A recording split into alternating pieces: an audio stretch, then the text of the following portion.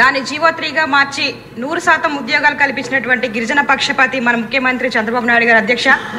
అయితే ఒక్క డిఎస్సి కూడా తీయనటువంటి వ్యక్తి గత ముఖ్యమంత్రి జగన్మోహన్ రెడ్డి అయితే గొప్ప విషయం అంటే అధ్యక్ష, మా షెడ్యూల్ ఏరియాలో ఏజెన్సీ ప్రాంతం గత 2019 సంవత్సరం ఎన్నికల్లో ఎంపీ ఎమ్మెల్యే స్థానాలకు కూడా ఎక్కువగా వైకాపాకే మద్దతు చూపించడం జరిగింది అధ్యక్ష.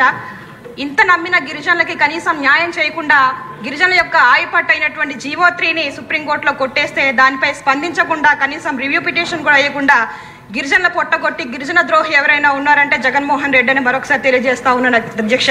దీనివల్ల వేలాది మంది గిరిజనులు నిరుద్యోగులుగా మారారు అధ్యక్ష. ఈ యొక్క జీవో యొక్క ముఖ్య ఉద్దేశం ఉద్యోగ కల్పనతో పాటు అదేవిధంగా అక్షరాస్యత శాతాన్ని కూడా పెంచడం అధ్యక్ష.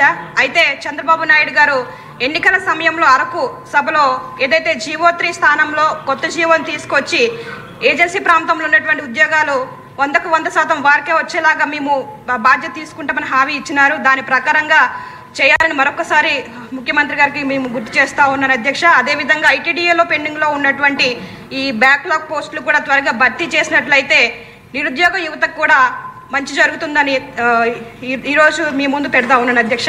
ధన్యవాదాలు. కేశన్ రాజు గారు.